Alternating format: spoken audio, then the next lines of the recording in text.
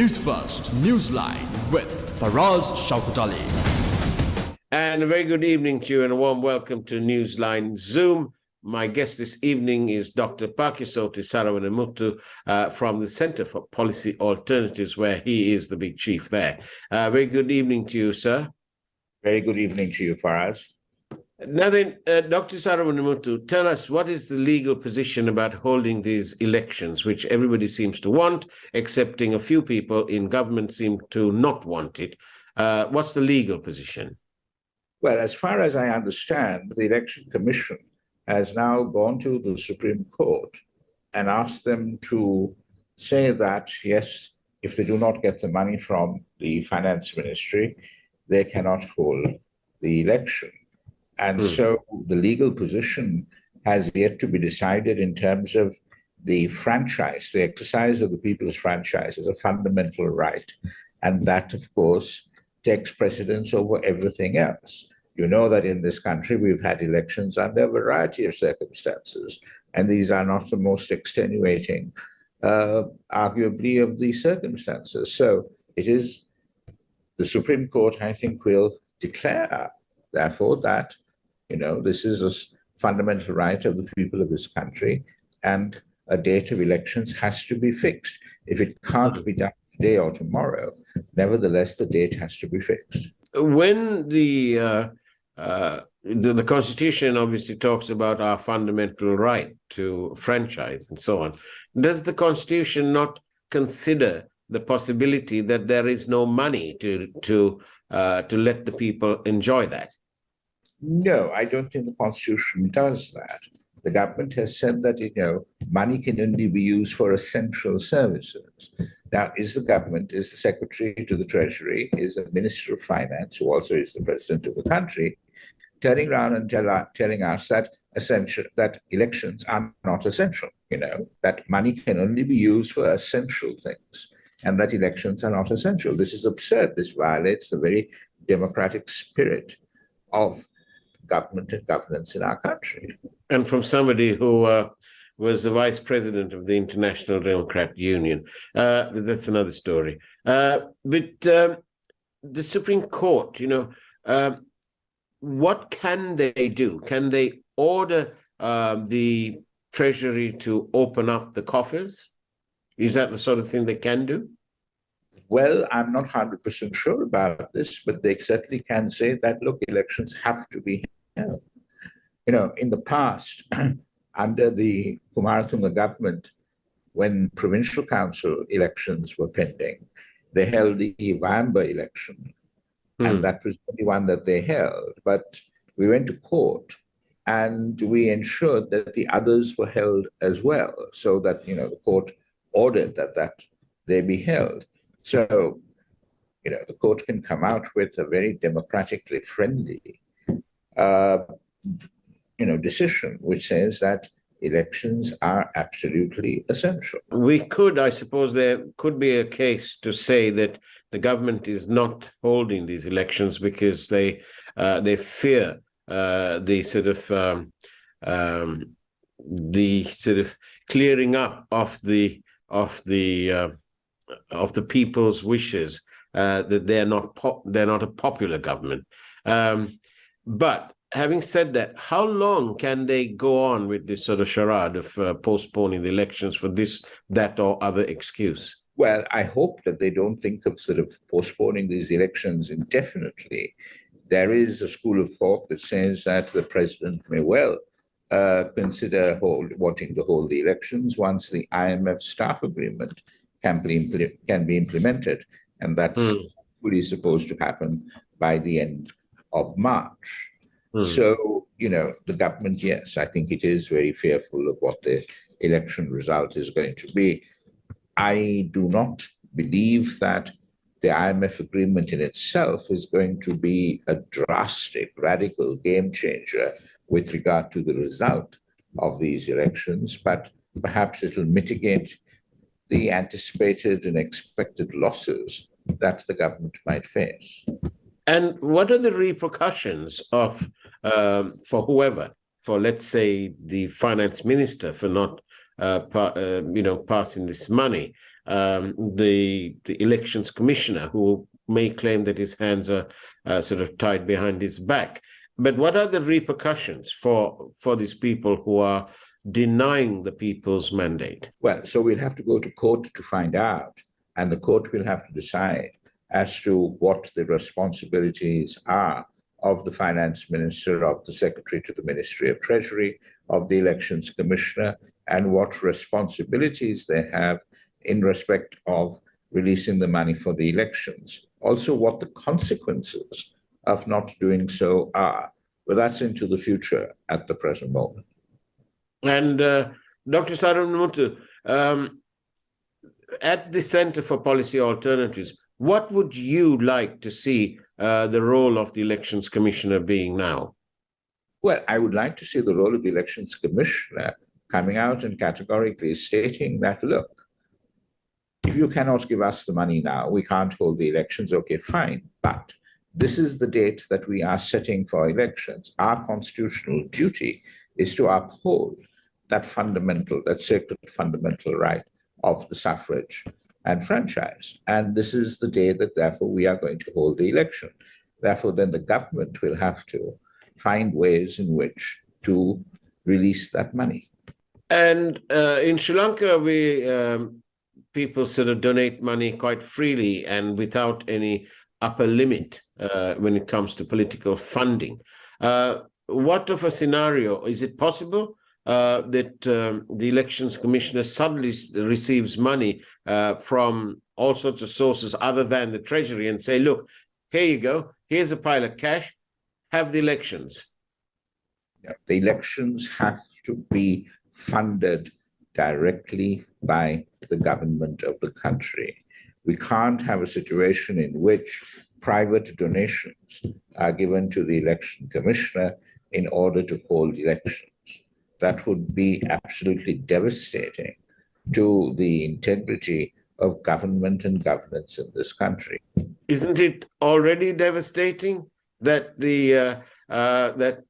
various people donate, and companies and individuals donate money to the participants in this election? Individuals, as members of the public and as citizens of this country, have every right to give money to a political party of their choice to campaign in an election. That's not the issue. Here is the issue saying that the basic mechanism for choice and change in a functioning democracy and election is being funded privately, which is just not on. It has to be the government of the country. It is always going to be our money, but it has to come through the proper channel. I see what you say, but back in 2015, if I may ask you to cast your mind back to 2015, we had a Minister of Highways, one Kabir Hashim, who wrote to the then Finance Minister, one Ravi Karunanayake, asking him for funds to pay the contractors for road projects. The answer was that the Treasury then supposedly told the governor of the central bank to raise ₹1 billion, but they actually raised 10 billion. In this case, I don't know how much we require for this election. Can they not do that? Can they not raise the money? I don't see any reason why not. They can raise the money. Yes, they can raise the money. Because they could have a special bond, the holding of elections bond.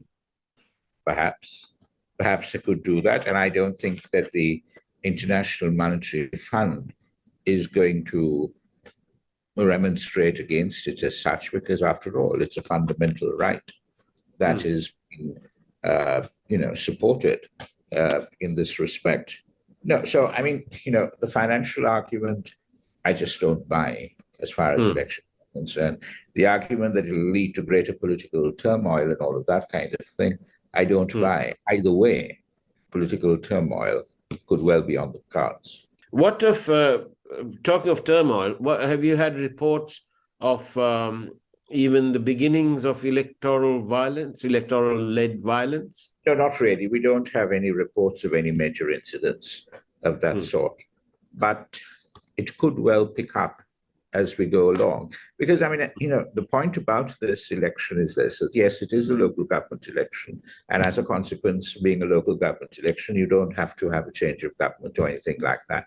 However, it is the first occasion on which the people of this country, since the Aragalia, get a chance to voice their political opinion. And that is significant. What's social media doing? When you're monitoring social media at the CPA, what sort of feedback are you getting? Well, I mean, what we are getting is that, yes, there are those who are very strongly and advocating holding of elections. There are those who defend the government's position with regard to not holding elections, but there are very few like that. But the campaigning is going on.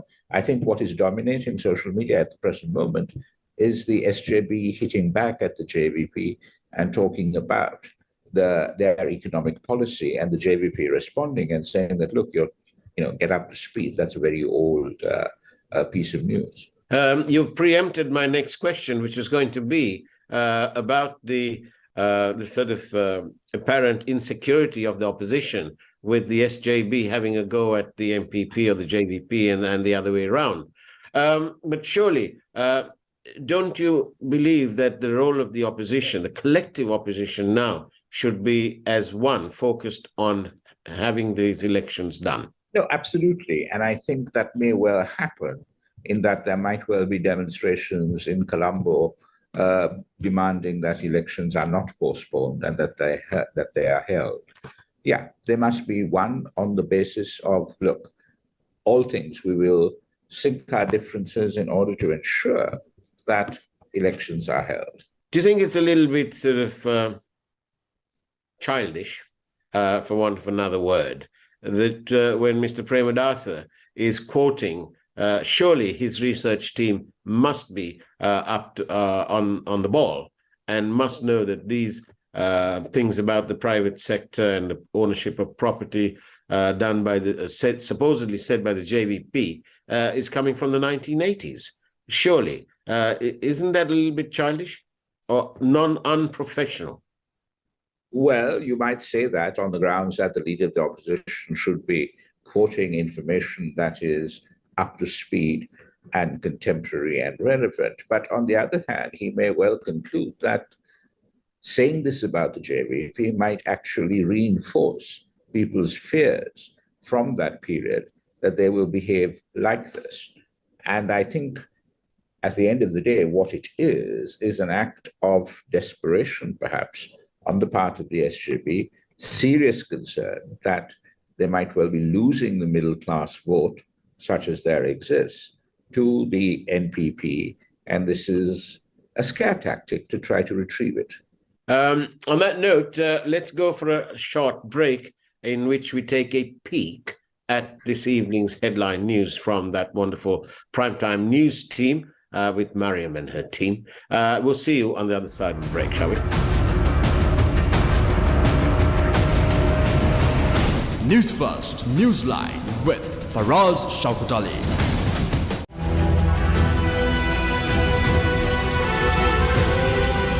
TV1, TV for life. Newsfirst headlines. Main sponsor. Durden's Hospital, dedicated to you. Experience the best in healthcare at Durden's Hospital. We continue to evolve into a purpose-built hospital built to deliver world-class care. Trusting us for all your healthcare needs. Durden's Hospital, dedicated to you. Tear gas and water cannons fired at SJB protest in Colombo. Tear gas fired at JJB rally in Kurunegala. Election Commission tells Supreme Court that local government election will likely not go ahead as planned due to reasons beyond its control. Complaint filed with Bribery Commission over deal that led to the payment of 770 million rupees for missing crude. Sri Lanka's exclusive marine geospatial data at risk of falling into the hands of foreign nations. Kimbulawala street food vendors asked to leave. Mitsubishi and Taisei to close offices in Sri Lanka. News First Headlines. Main sponsor. Dardens Hospital, dedicated to you. Experience the best in healthcare at Dardens Hospital. We continue to evolve into a purpose-built hospital, built to deliver world-class care. Trusting us for all your healthcare needs. Dardens Hospital, dedicated to you.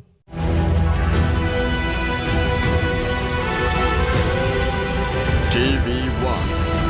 TV for life.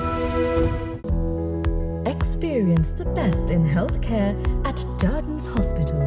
We continue to evolve into a purpose-built hospital, built to deliver world-class care. Trusting us for all your healthcare needs.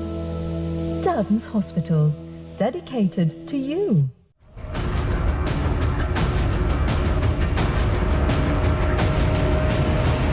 Newsfirst Newsline with Faraz Shaukat Ali.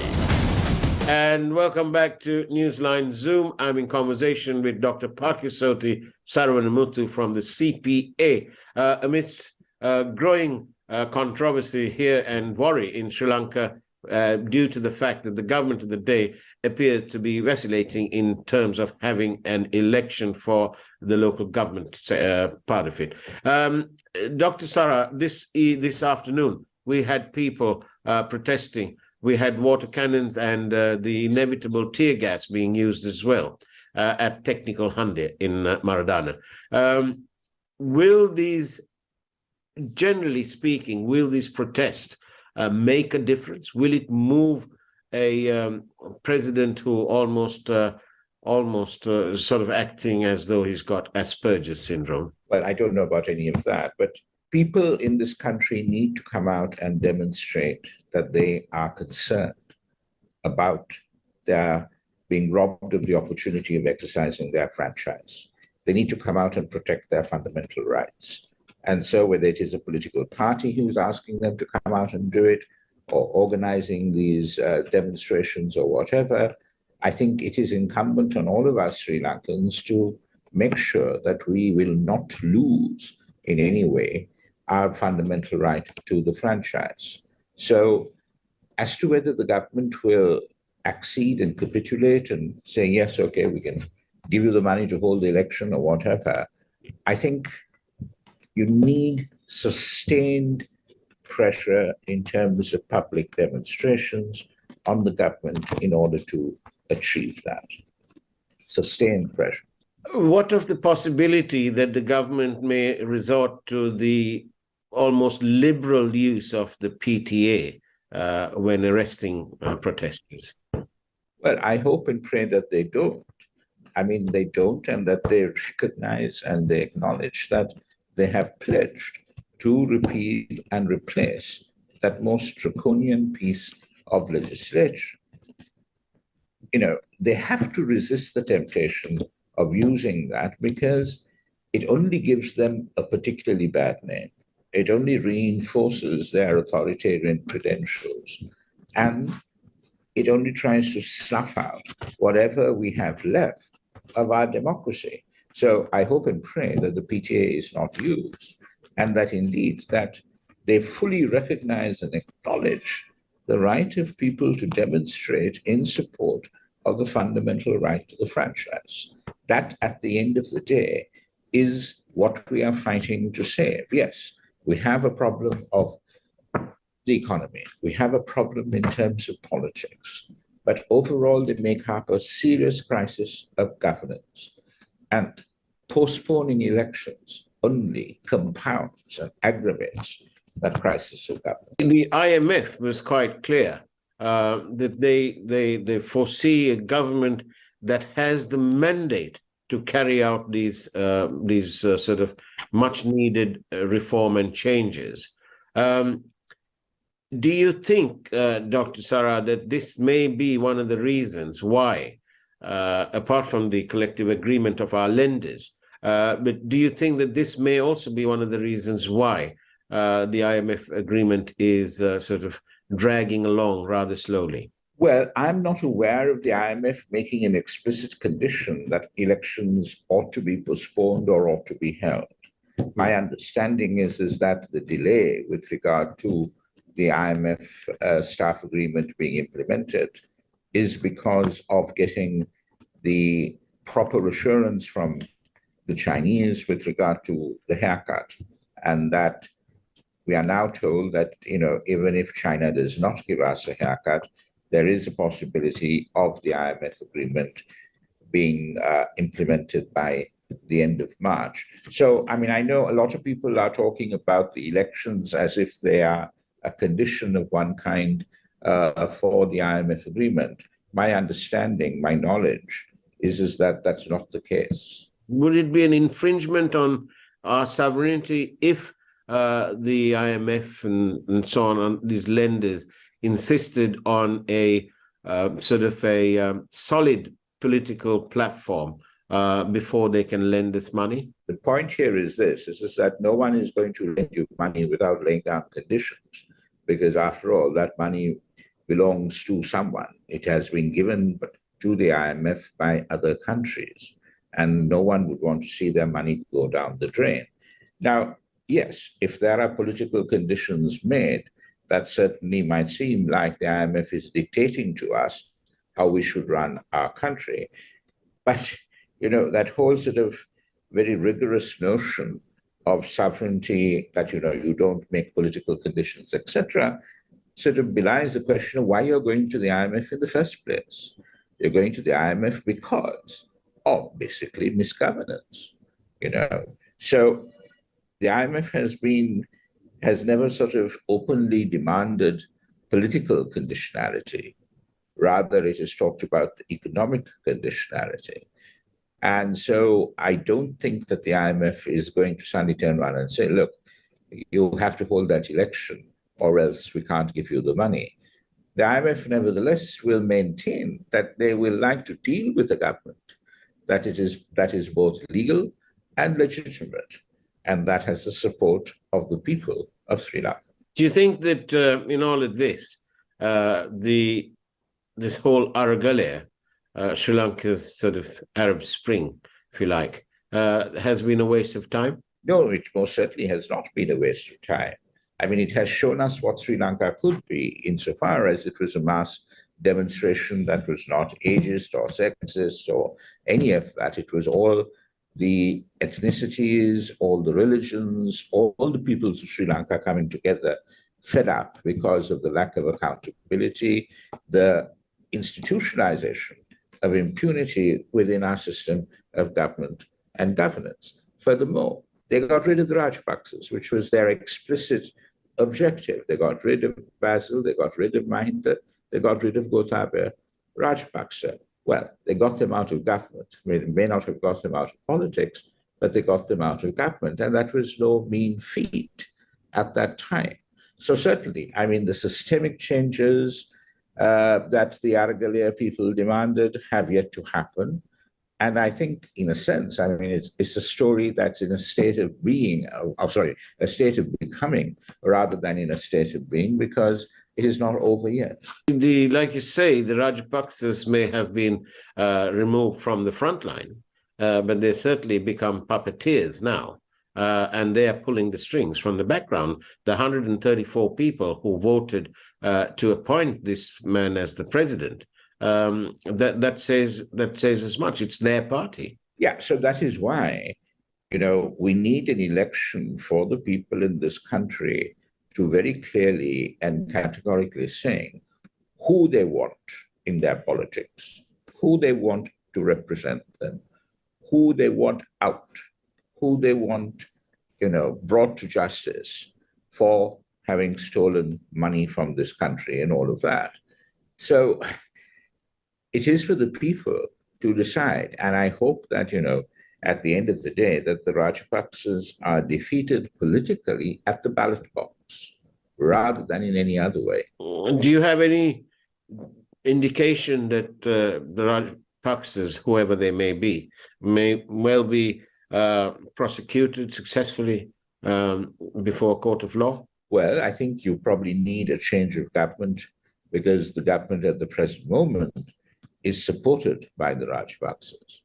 I hope that the next government that has the popular legitimacy of the people of this country behind it will indeed make very serious and meaningful attempts to remove this culture of impunity that is a cancer on our body politic. We need to go after them. It's not going to be easy. It's going to take time. We may not recover all the assets. As far as I know, no one internationally has. But we need to demonstrate, the government needs to demonstrate to the people of this country that it is sincere in wanting to get that money back. Dr. Saravanamuttu, thank you very much for being on Newsline Zoom. It's been a great pleasure having you on the program. We hope to welcome you on our longer program during the course of the week. Thank you very much. Thank you. And that's the way it was on Newsline Zoom this evening. Take care. It's now time for the primetime news. And as always, God bless you all.